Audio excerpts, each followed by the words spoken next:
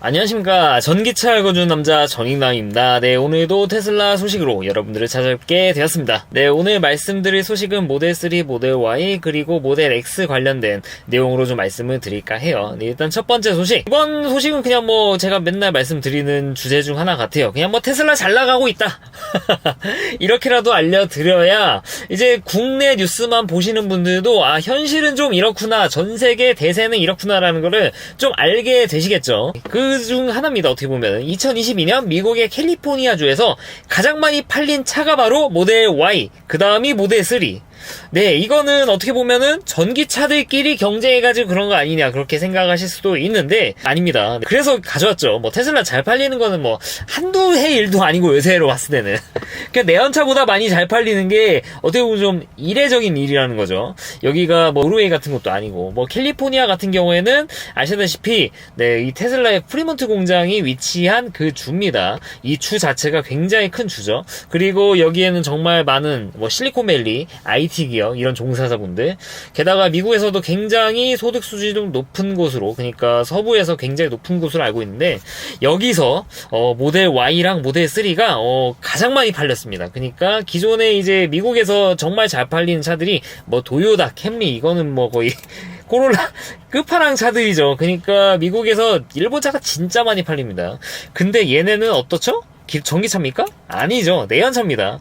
그러니까 내연차보다도 더 많이 팔렸다는 거죠. 이게 좀 놀라운 일이죠. 그러니까 모델 Y랑 모델 3가 더 이상은 우리 전기차끼리 경쟁해가지고 우리가 1등이야가 아니라 이제 내연차들끼리 경쟁해서도 절대 꿀리지 않는 그런 위치까지 갔다라는 걸 좀 말씀을 드리고 싶어서 이렇게 공유를 드리고 있는데, 2022년에 모델 Y가 캘리포니아 주에서만 87,000대, 그리고 모델 3는 78,000대, 그 다음 3등이 도요타 캠리인데 59,000대, 무려 2만 대 정도 차이가 나고 있어요. 이 정도로 특히 미국에서 안 그래도 테슬라를 많이 사는데 캘리포니아주는 어떻게 보면 그 중에서도 비율이 높죠. 캘리포니아주에서는 실제로도 슈퍼차저가 굉장히 많이 깔려있고, 다른 미국의 어떤 주보다도. 그리고 날씨도 따뜻하고, 전기차의 혹한의 계절하면 또 겨울인데, 캘리포니아도 겨울이 있긴 하지만 그래도 코레아처럼 이렇게 춥지는 않잖아요. 그리고 대체로 좀 온화한 그런 날씨를 가지고 있고, 그래가지고 그런지 모르겠지만 그냥 여러모로 전기차를 운영하기 굉장히 좋은데, 그 중에서도 테슬라를 운영하기 굉장히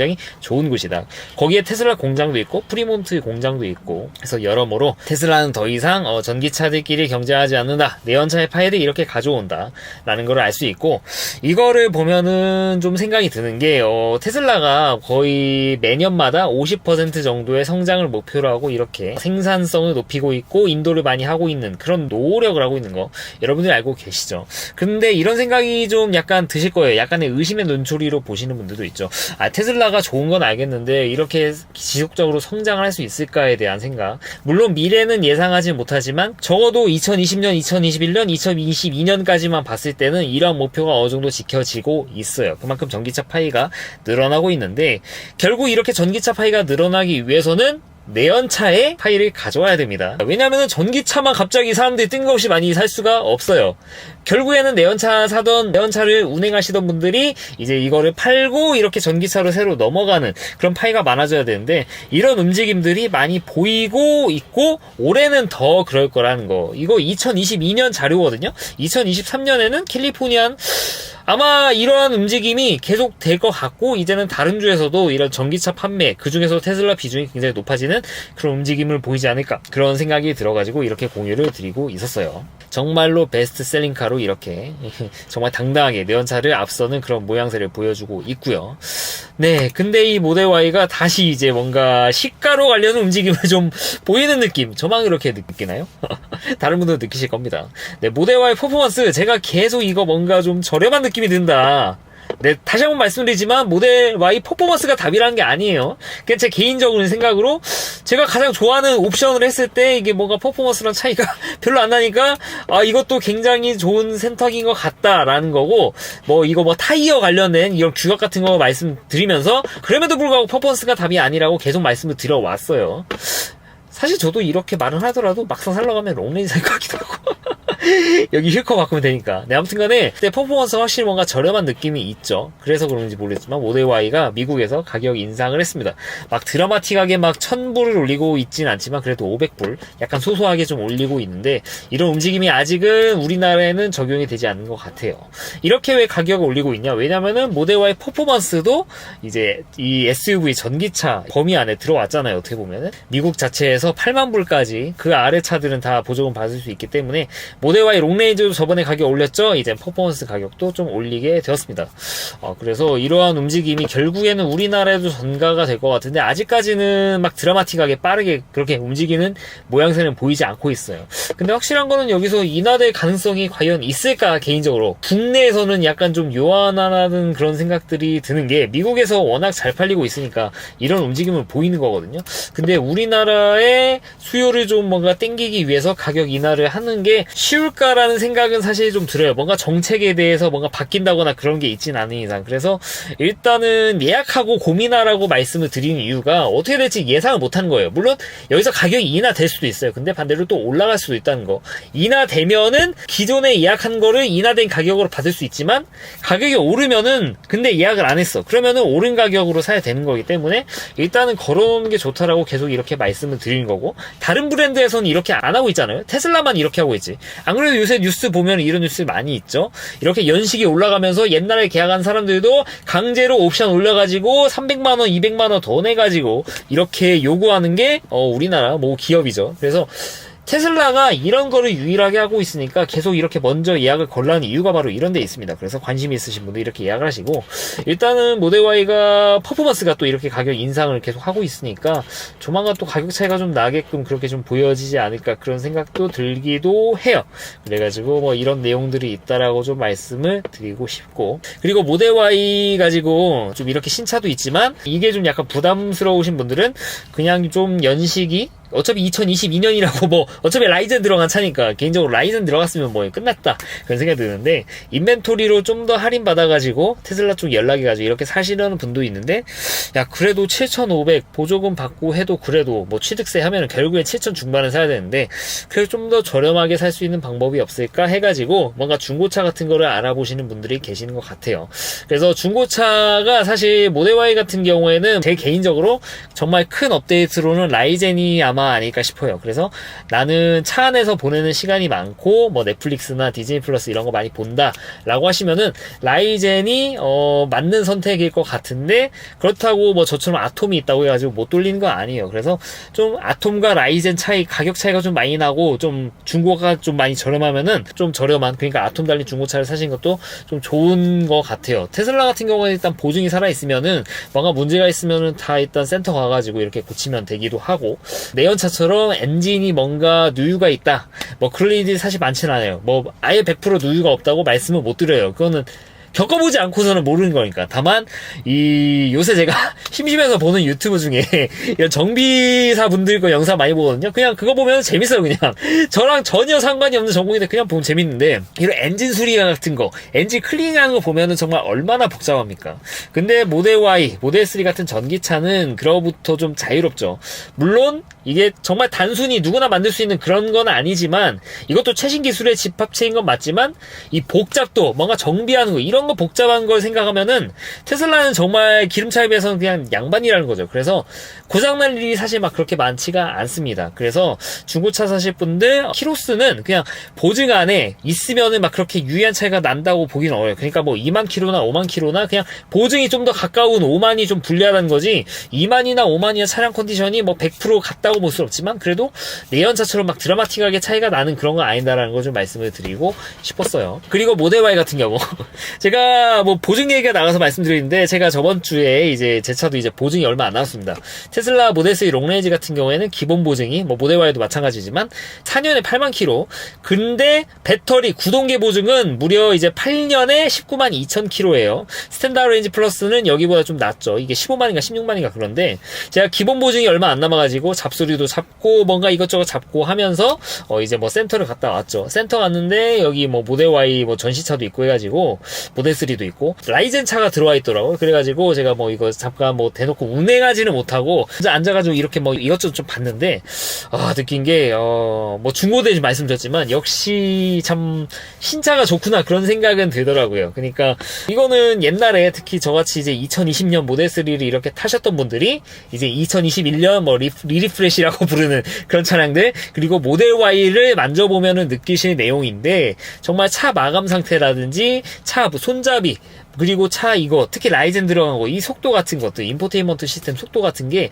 정말 드라마틱하게 차이가 나더라고요. 그래서 좀 말씀드리기는 약간 좀 조심스러운 내용인데 이 차를 타면서 사실 뭐 신형이 나왔다고 해가지고 막 그렇게 막 이 차가 정말 막 뿔린다 개인적으로 그런 생각이 들지는 않았거든요. 왜냐면 히트펌프가 물론 이게 유의한 그런 차이가 나기는 하겠지만 그거는 전비에 따라서 운전 습관에 따라서도 극복이 가능한 그런 수준의 안에서 개선을 한 거지 막 전비가 막 2배가 나고 그런 수준은 아니거든요. 그래서 제가 뭐 주행 가는 거리가 센차가 좀 더 높게 나온다 이런 거는 인증을 새로 받았고 배터리가 새로 들어갔고 그런 영향이 더 커서 그렇다. 그래서 뭐 구형차도 좀 좋다 그런 식으로 말씀드렸는데 이렇게 직접 가가지고 신차들 요새 따끈따끈한 신형차들 이렇게 막 전시해 놓잖아요. 그 차들 만져보면서 느낀 거 와 그래도 신차는 신차라는 것 외관은 정말 차이가 없고 실내도 어떻게 보면 생긴 게 막 그렇게 드라마틱하게 막 바뀐 건 없어요. 물론 인테리어 같은 게 바뀌지만 근데 뭔가 만드는 모양새 이음새 완성도 같은 게 갈수록 좋아졌다라는 거를 이번에 또 새롭게 느끼게 됐어요. 특히 문 닫는 거 모델 Y는 처음에 나왔을 때부터 거의 뭐 반자동 소프트 클로징이라고 부를 정도로 어느 정도만 닫으면 그냥 얘가 그냥 쑥 닫힙니다. 게다가 이렇게 닫히는 게 처음에 제가 모델 Y 봤을 때는 이렇게 막 부드럽다는 생각은 안 들었는데 라이젠 달린 모델 Y를 보니까 정말 와 이건 왜 이렇게 막 부드럽습니까? 원래 이래요? 제가 처음에 모델 Y 봤을 때 그냥 뭐 신기하다 그런 생각이 들었는데 그냥 부드럽더라고요. 그래서 와 이게 차가 이렇게 좋아졌나?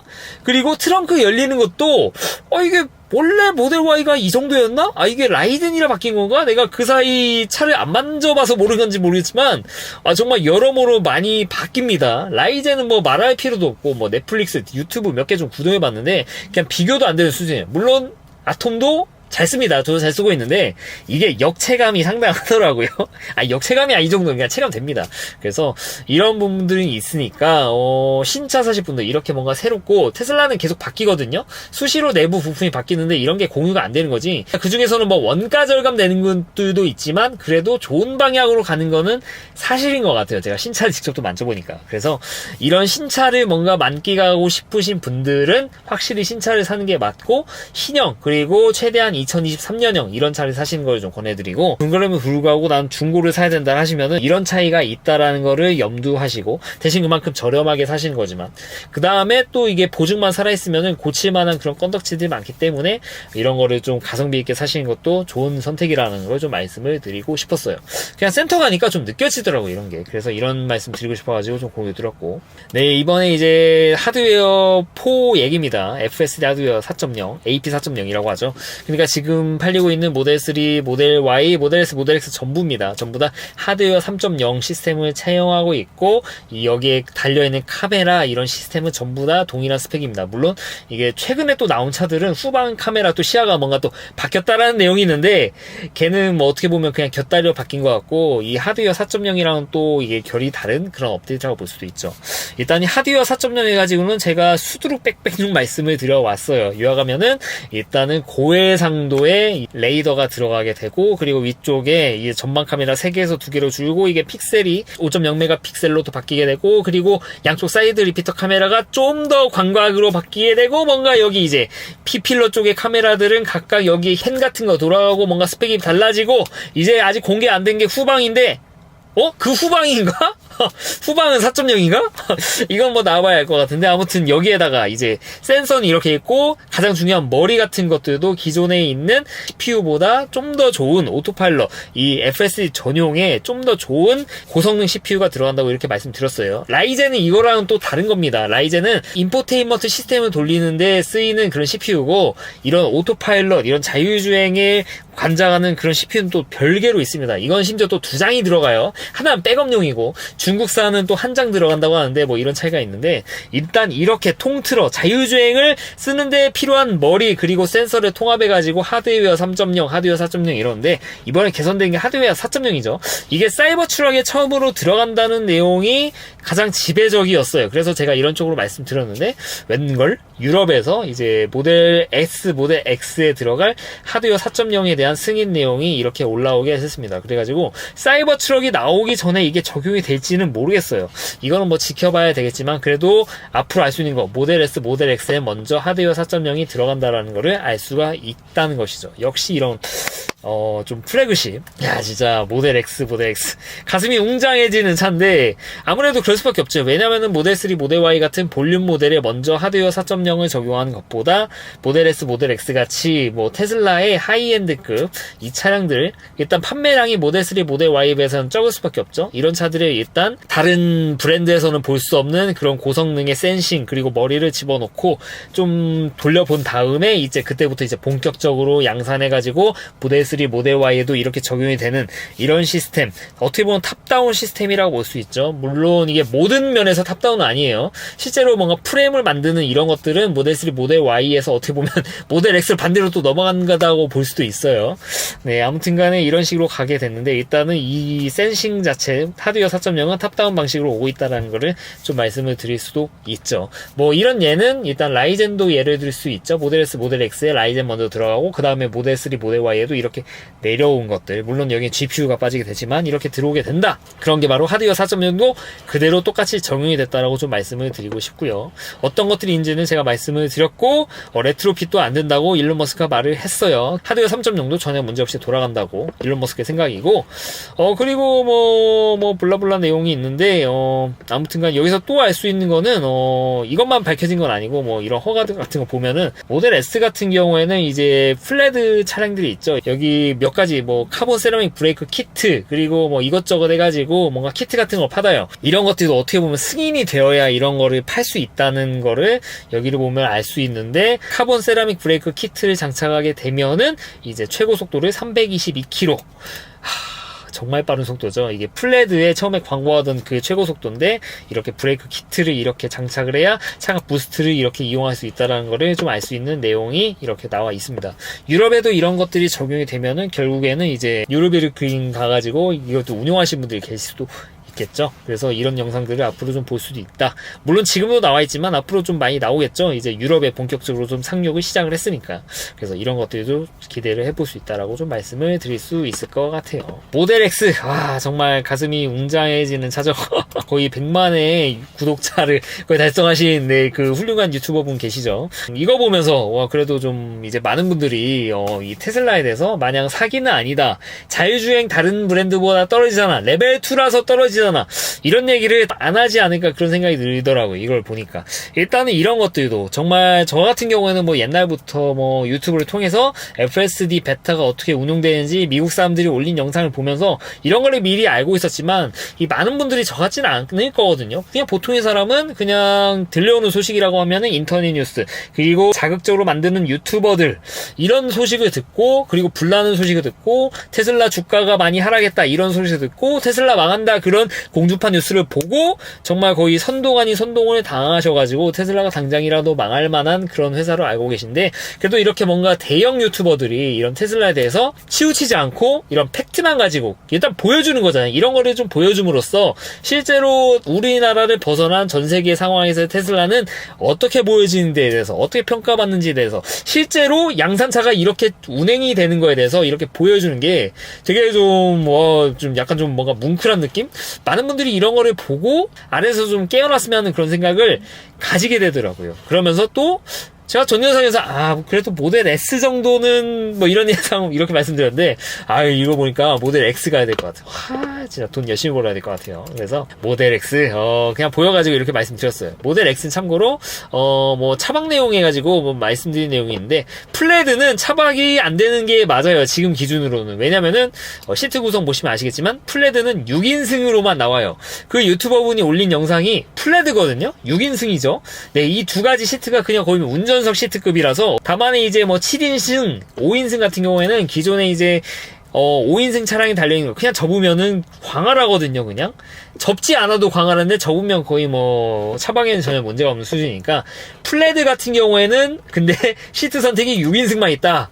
이거 그래도 차방에는 좀 아쉬운 내용이 아닐 수가 없는데 그래서 저는 롱레인지를 희망을 하고 있는데 뭐 잘 될지 모르겠어요.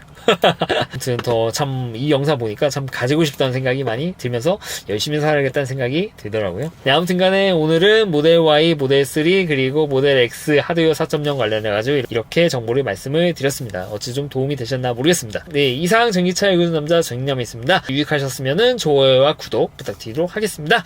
네, 시청해주셔서 대단히 감사합니다.